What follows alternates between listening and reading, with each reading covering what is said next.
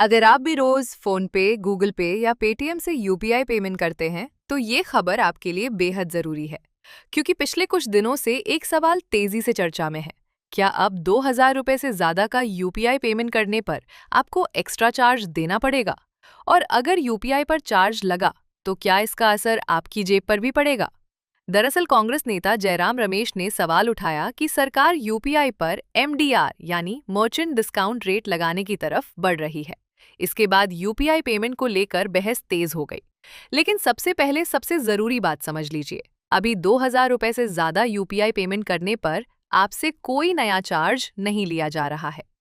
वित्त मंत्री निर्मला सीतारमण ने भी इस दावे पर सफाई देते हुए कहा कि एमडीआर अगर लगाया जाता है तो वो ग्राहक से नहीं, बल्कि मर्चेंट यानी कारोबारियों से लिया जाएगा। अब सवाल है कि आखिर ये पूरा मामला शुरू कहाँ से हुआ। 6 अगस्त 2026 को लोकसभा में taxation and other laws amendment bill 2026 पास हुआ। इसमें payment and settlement systems act 2007 के सेक्शन 10 ए में बदलाव किया गया है। लेकिन ध्यान रखिए, इस बिल में ये नहीं लिखा है कि 2,000 रुपए से ज्यादा के यूपीआई पेमेंट पर चार्ज लगेगा। तो फिर 2,000 रुपए की बात आई कहाँ से? दरअसल यूपीआई पर एमडीआर लगाने को लेकर अलग अलग मॉडल्स पर सरकार और इंडस्ट्री के स्तर पर चर्चा की खबरें सामने आई हैं। रॉयटर्स की रिपोर्ट के मुताबिक एक प्रस्ताव में 2,000 रुपए से ऊपर के यूपीआई ट्रांजैक्शंस पर करीब 0.3 से 0.5% एमडीआर लगाने की बात कही गई है। लेकिन यहाँ भी एक बड़ी शर्त बताई गई है। ये बड़े मर्चेंट्स यानी ऐसे कारोबार जिनका सालाना टर्नओवर करीब 1.5 करोड़ रुपए से ज्यादा है, उन पर लागू करने का मॉडल चर्चा में है। फोकस बड़े मर्चेंट्स पर। और सबसे दिलचस्प आंकड़ा देखिए, 2,000 रुपए प्लस वाले ट्रांजैक्शंस सिर्फ करीब 5% हैं।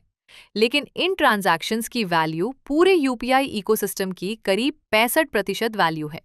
यानी आपकी गली की दुकान पर 100 रुपए या 200 रुपए का यूपीआई पेमेंट करने वाले ग्राहक को टारगेट करने की बात नहीं है। फोकस बड़े कारोबार और बड़े ट्रांजैक्शंस पर रखने का विचार सामने आया है। अब समझते हैं कि एमडीआर आखिर होता क्या है।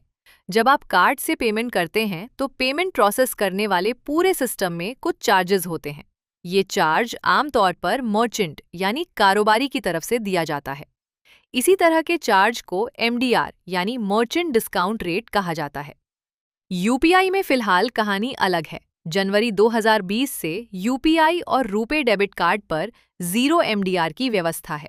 इसका मकसद यही था कि डिजिटल पेमेंट्स तेजी से बढ़ें, छोटे दुकानदार क्यूआर कोड लगाएं और लोग बिना कैश के आसानी से पेमेंट कर सकें। यूपीआई पर जीरो एमडीआर की व्यवस्था और इसका नतीजा भी सामने है। जुलाई 2026 में यूपीआई पर करीब 23.66 अरब ट्रांजैक्शंस हुए, जिनकी कुल वैल्यू करीब 29.88 लाख करोड़ रुपए थी। लेकिन अब समस्या ये है कि यूपीआई जितना बड़ा होता जा रहा है, उसे चलाने की लागत भी उतनी ही बढ़ रही है।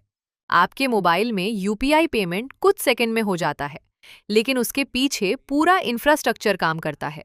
Server, cyber security, fraud prevention, banking network, technology, इन सबको मेंटेन करने और लगातार अपग्रेड करने में पैसा लगता है। यानी यूपीआई आपके लिए फ्री है, लेकिन यूपीआई को चलाना फ्री नहीं है। यही पूरी बहस की असली वजह है।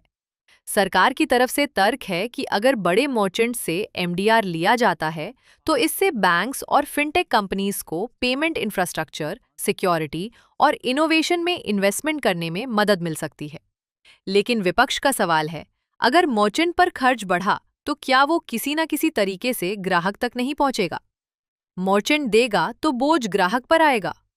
यानी असली सवाल सिर्फ ये नहीं है कि चार्ज किससे लिया जाएगा, आखिर यूपीआई की कॉस्ट कौन उठाएगा?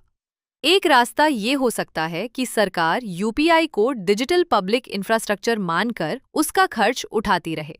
लेकिन तब सवाल होगा कि सरकार जो पैसा खर्च करेगी, आखिर वो भी जनता के टैक्स का पैसा ही होगा।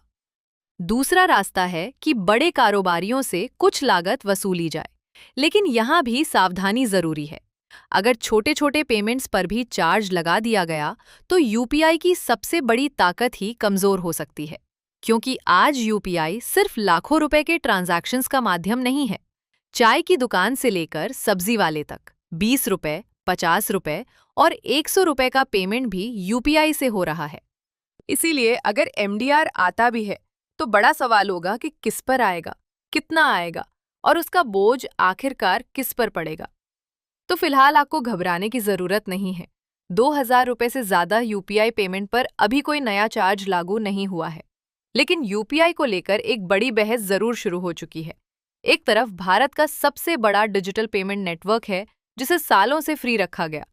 दूसरी तरफ इसे चलाने की लागत लगातार बढ़ रही है। अब सवाल यही है, क्या बड़े कारोबारी यूपीआई की कुछ लागत उठाएं या फिर सरकार इसे पब्लिक इंफ्रास्ट्रक्चर मानकर इसका खर्च उठाती रहे? और अगर मर्चेंट से एमडीआर लिया जाता है, तो क्या वो खुद खर्च उठाएगा या इसकी कीमत आखिरकार ग्राहक तक पहुंचेगी? क्योंकि आपके फोन में यूपीआई भले ही फ्री दिखाई देता है, लेकिन उसके पीछे चल रही पूरी मशीनरी फ्री नहीं है। आपको क्या लगता है, यूपीआई फ्री रहना चाहिए या बड़े कारोबारियों से चार्ज लेना सही है? यूपीआई की असली कीमत कौन चुकाएगा? अपनी राय कमेंट्स में जरूर बताइए।